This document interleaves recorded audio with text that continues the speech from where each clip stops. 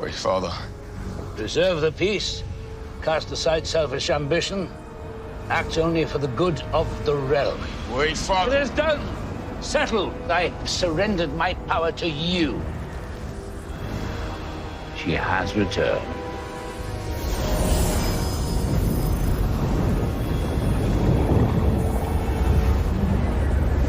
Seek out the fire.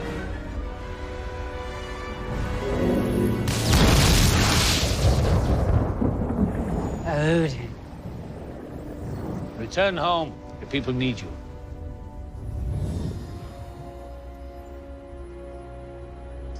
You took everything from me. You gave up everything to pursue your twisted dream.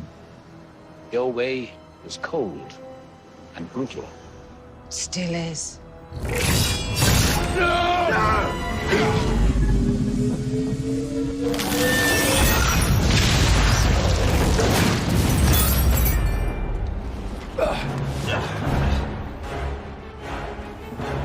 Bring us back! Asgard is now ablaze.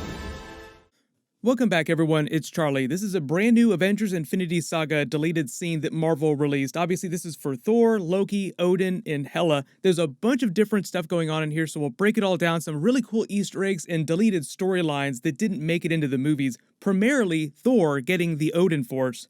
If you're new to the channel, be sure to subscribe to get all the Marvel videos. We're doing the giveaway for the Infinity Saga box set. That's where this scene actually came from. All you have to do to enter is be a subscriber and leave all your theories about Thor 4 on the video. So we'll just break this down top 5 style. I cut the scene way down. It's like a 4.5 minute scene, but I couldn't post the entire thing, so this is just cut up into some of the more important bits. But it's meant to be an alternate version of what happens after they leave the Sanctum Sanctorum, like after Loki falls out of that portal and tries to go after Doctor Strange. Instead of porting them to Norway, he ported them to the street. They walk down the street, and right around the corner in an alleyway is where they find Odin. They spent a lot of time finishing this. A lot of the dialogue is different. It goes down in a very different way. In almost all the special effects are at least somewhat finished, so I'll explain after this why they wound up deleting this and going with the alternate version of the scene. As you probably noticed, there are Easter eggs in the graffiti and the posters all over this alleyway, so I'll point them out as we go through a top 5. But starting with number 5, Odin, who's lost some of his memory but apparently starts to get it back when Thor and Loki show up, starts rambling about Ragnarok, repeating the line, "Seek out the fire." Obviously, that's not something that he said in the final version of the scene that we saw in theaters.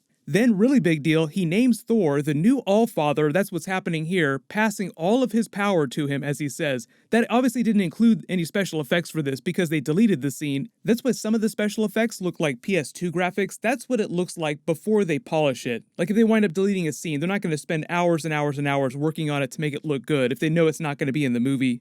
The version of Thor Ragnarok that we got in theaters changed Thor's powers a little bit from the comics and a little bit of the Thor mythology from Marvel Comics. I think mostly in service of streamlining the narrative of Thor recognizing his own self-worth. His hammer, Mjolnir, wasn't his only source of power. All kinds of metaphors and jokes you could lay on him with that hammer. But the Odin Force is a huge, huge deal in the comics. It's the source of Odin's power, as the name implies, but it makes him nearly invincible and one of the most powerful characters in Marvel Comics. His only real weakness is that in order to sustain himself, he has to go into a deep sleep once every millennia or so, called the Odin Sleep, to restore his life force, during which he's completely helpless. Number 4, they kind of did a version of that during the first Thor movie, but by the time they got to Thor Ragnarok, they had sidestepped a lot of that part of the comics, but it sounds like based on this part of the deleted scene, they had intended on bringing that back. I know a lot of people were disappointed in the way they portray Thor in some of the movies, but once that would have happened, when Thor claims the Odin Force as his own and becomes the new Allfather, the power within him is called the Thor Force. It changes a little bit. If you've ever watched My Hero Academia, funny anime reference, it's a little bit like All Might passing his quirk, One for All, to Midoriya. And within him, the power develops, becomes even greater, and he develops new abilities with it that his predecessor, All Might, didn't think to try.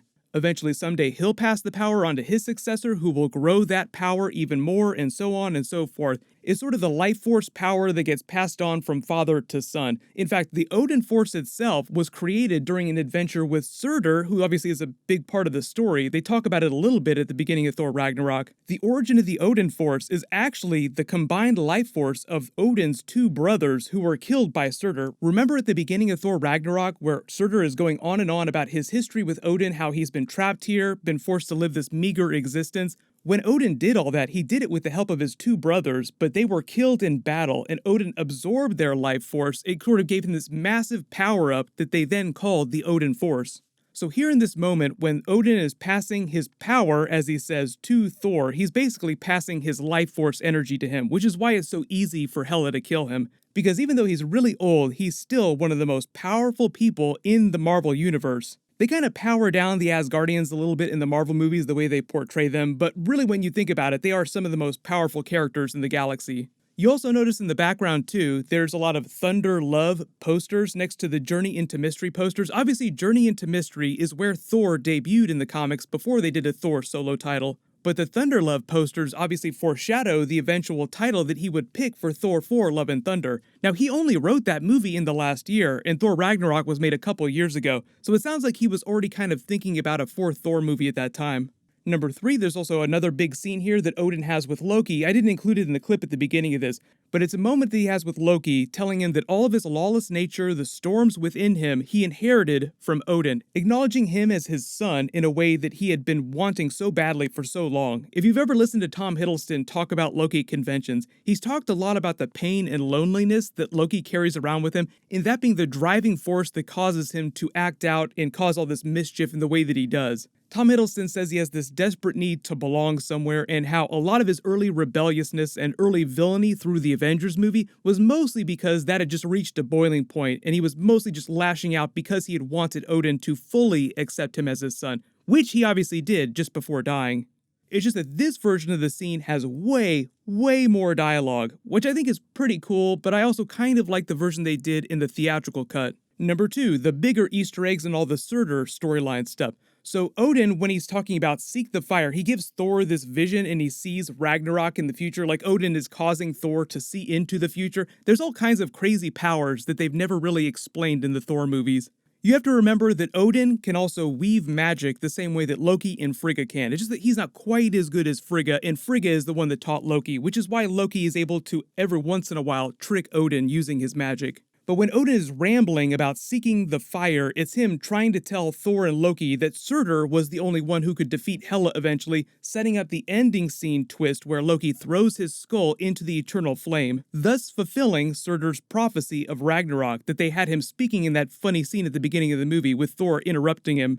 Even though the Surtur storyline during the movie is hand in hand with the Ragnarok story, those are actually two different Thor comic book stories. The Surtur stuff was inspired by a story called the Surtur Saga, which is just a trilogy of comics of him trying to steal the eternal flame to give him near unlimited power. The Ragnarok destruction of Asgard stuff was borrowed from Jack Kirby's Ragnarok, which was one of his last stories that he wrote at Marvel before going to DC to start doing the Fourth World New Gods stuff. In fact, the whole idea that Jack Kirby had, one of the reasons why he left Marvel for DC is because it was a story he wanted to do with the Thor comics. He wanted to do a version of Fourth World with the Thor characters as part of his Ragnarok storyline. In that original idea, he was basically killing off all these Thor characters and he was going to bring them back because of the cycle of Ragnarok, but was going to bring them back in a very Fourth World Jack Kirby looking way. Marvel obviously took a hard pass on that, so when he went to DC, he did it as the Fourth World New Gods storyline, and obviously slightly different versions of the characters, but that was kind of what the Thor characters were going to turn into in his mind when Marvel told him he wasn't allowed to do that.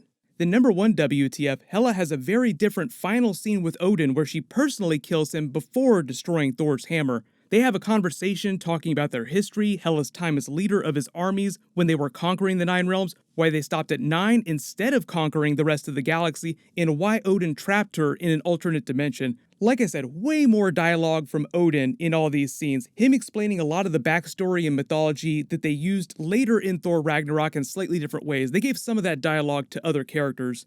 And obviously in the theatrical cut where Odin dies, Hela is nowhere to be found. She doesn't show up till after he's gone. But if you spotted any other big Easter eggs during this deleted scene that I didn't mention in the video, just write them below in the comments.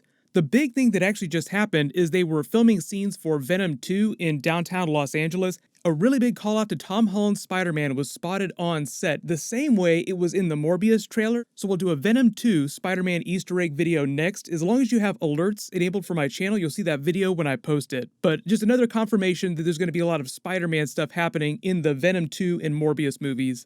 Everyone click here to watch my Morbius trailer breakdown, and click here for my Wandavision trailer and all those other Marvel Phase 4 trailers. Thank you so much for watching. Everybody stay awesome. This is The Way.